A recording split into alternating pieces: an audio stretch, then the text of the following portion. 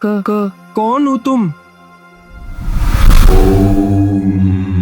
बाबा, इस मटके में जिन कैद है, इसे निकालना है। खामोश। मटका मेरे हवाले कर दो।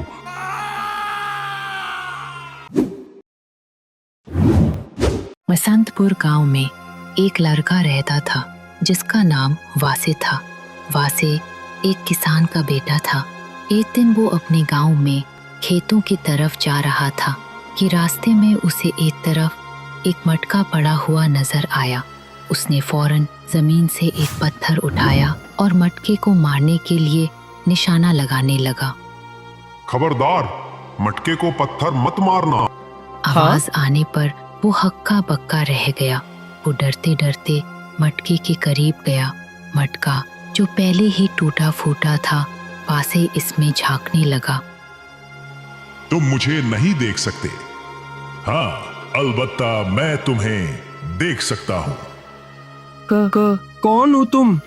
मेरा नाम शलान जिन है और मैं कोहलाम से आया हूँ। कोहलाम? मैंने तो कोह काफ सुना है कि वहाँ जिन आबाद हैं।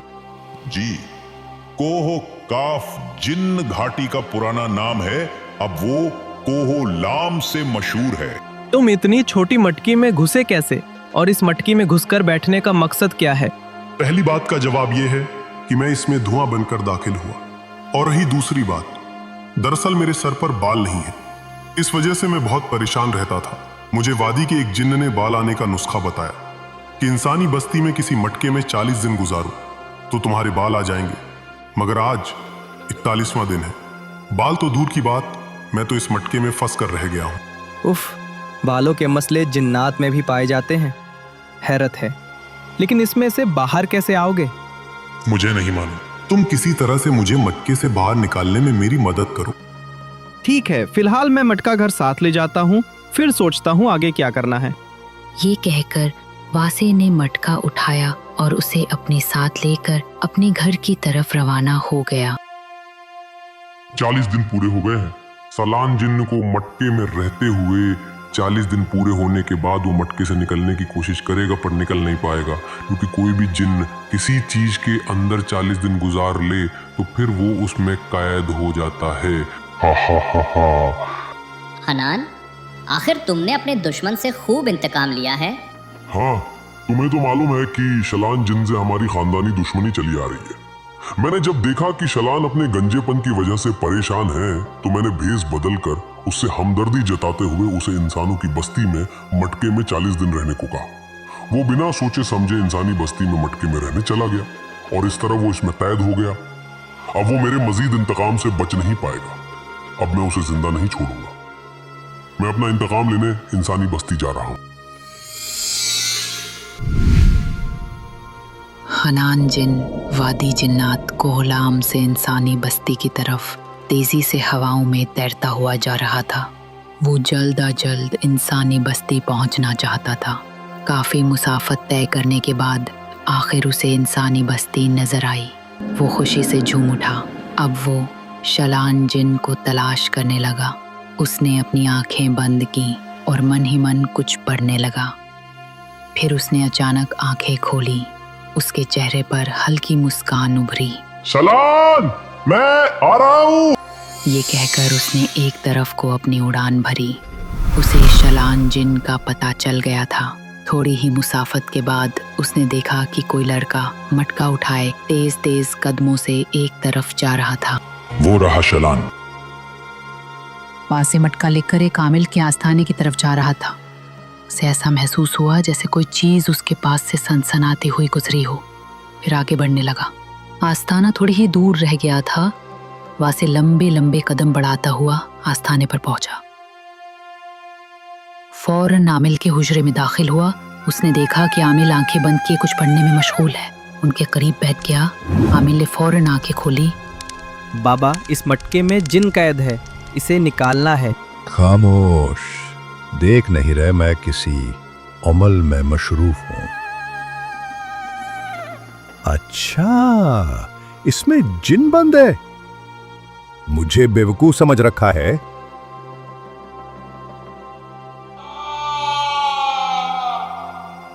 वाकई इसमें तो जिन कैद है। अब ये मटके का जिन मेरे कब्जे में है, तुम घर चले जाओ। हाँ?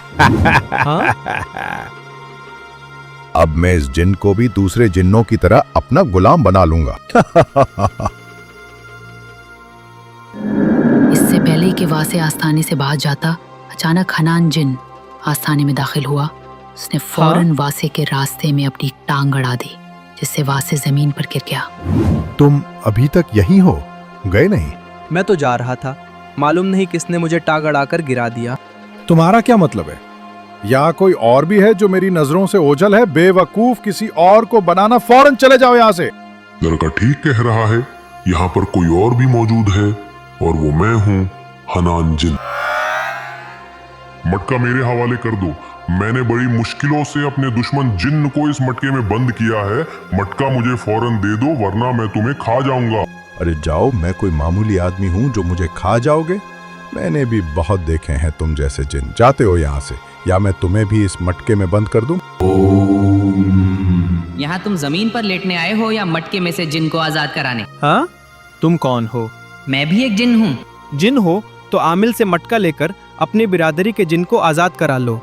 नहीं, मैं ऐसा नहीं कर सकता, क्योंकि मैं इस आमिल का गुलाम हूँ। ये काम तुम्हें ही करना पड़ेगा। पर कैसे? वहाँ एक कटोरा है जिसमें लोबान का धुआं है। किसी तरह वो धुआं मटके में दाखिल कर दो तो जिन इस धुएं के जरिए बाहर आ जाएगा। ये सुनकर वासे फौरन उठा। उसने देखा कि आमिल आंखें बंद करके कुछ पढ़ रहे थे। वासे ने तुरंत एक छलांग लगाई, मटका उठाया और उल्टा करके लोबान की धुनी पर रख दिया। थोड़ी ही देर में शलान जिन मटके से बाहर आ गया। इससे पहले कि आमिल का अमल पूरा होता, शलान जिन ने मटका उठाकर आमिल के सर पर दे मारा। आमिल के सर से खून तेजी से निकलने लगा। उन्होंने अपना सर पकड़कर बाहर की तरफ दौड़ लगा दी। देखा तुमने? अगर ये आमिल को जख्मी नहीं करता तो तुम आमिल के कब्जे में आकर कैद हो जाते। तुमने जिसके साथ बुरा करना चाहा, उसने तुम्हारे साथ भलाई की। और वैसे भी जिंदगी का मकसद ही दूसरों के काम आना है। हाँ, जिस तरह तुमने मेरा भला किया, मुझे इस मटके की कैद से आजादी दिलवाई, तुम्हारा शुक्रिया ए इंसान। हनान जिन के चेहरे पर शर्मिंदगी छलकने लगी। फिर उसने शलान जिन से माफी मांगी।